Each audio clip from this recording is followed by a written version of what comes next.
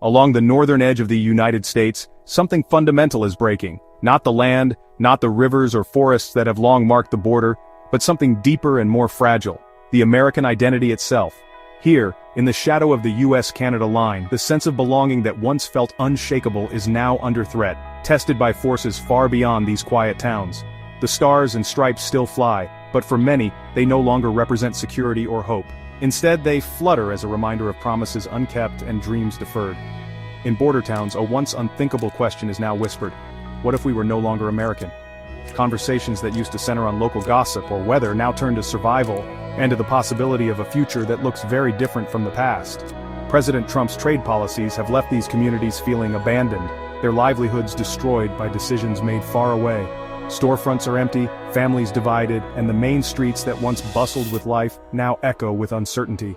The economic pain is not just a statistic, it's visible in every shuttered shop and every family forced to make impossible choices. Hope is fading as economic hardship deepens. Around kitchen tables, parents worry about paying bills, about keeping their homes, about what the future holds for their children. The sense of community is strained as neighbors move away, searching for opportunity elsewhere. The crisis is no longer abstract. It's a daily reality for places like Niagara, New York, and Point Roberts, Washington. These towns, once proud symbols of American resilience, now stand at a crossroads, their identities in flux. As futures dim, people are looking north, not as tourists but as those searching for a lifeline. The border, once a line of separation, now represents a possible escape, a hope for stability and belonging that feels out of reach at home. The whispers of change are growing louder, echoing through empty streets and quiet homes, hinting at a movement that could one day redraw the map of North America and redefine what it means to be American. The numbers are staggering. Point Roberts, Washington, has lost 70% of its business, a blow that has left the community reeling. Once a vibrant hub for locals and visitors alike, the town now feels hollow, its heartbeat silenced by shuttered storefronts and empty sidewalks. The ripple effects are everywhere, touching every family and every corner of daily life. In Niagara, New York, the story is just as grim. The city has seen $120 million in hotel revenue vanish almost overnight, leaving behind vacant lobbies and silent hallways where tourists once bustled. The hospitality industry, once a pillar of the local economy, is now on the brink, with layoffs and closures becoming the new normal. Once busy stores and restaurants now sit empty, their owners facing bankruptcy. The loss of foot traffic has been devastating, forcing beloved family businesses to close their doors for good.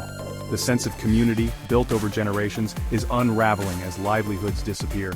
Jobs have disappeared, families struggle to pay bills, and some cross into Canada for basic necessities.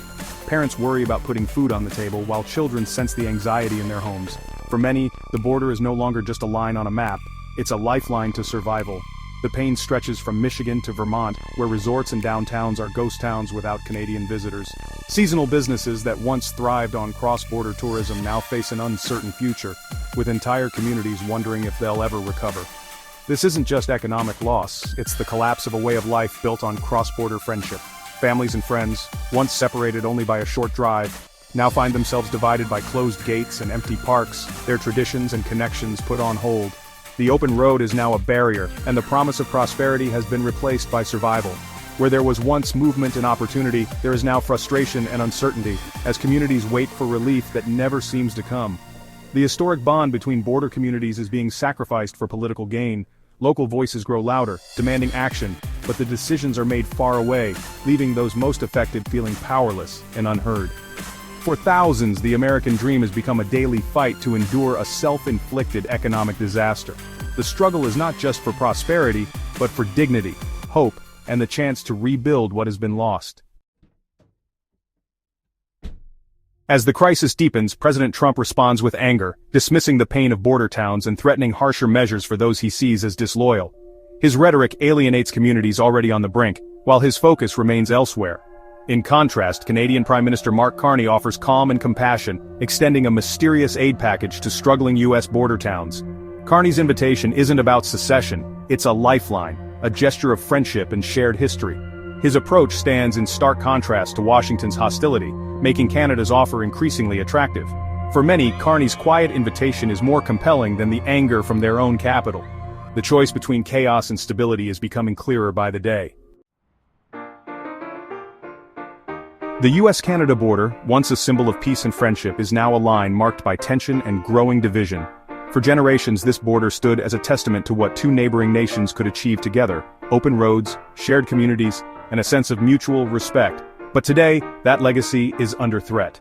Decades of trust and cooperation have been shattered by escalating trade wars, harsh rhetoric, and a surge in nationalist sentiment on both sides. Once, leaders spoke of partnership. Now they trade accusations and threats, fueling uncertainty for millions who live near the border.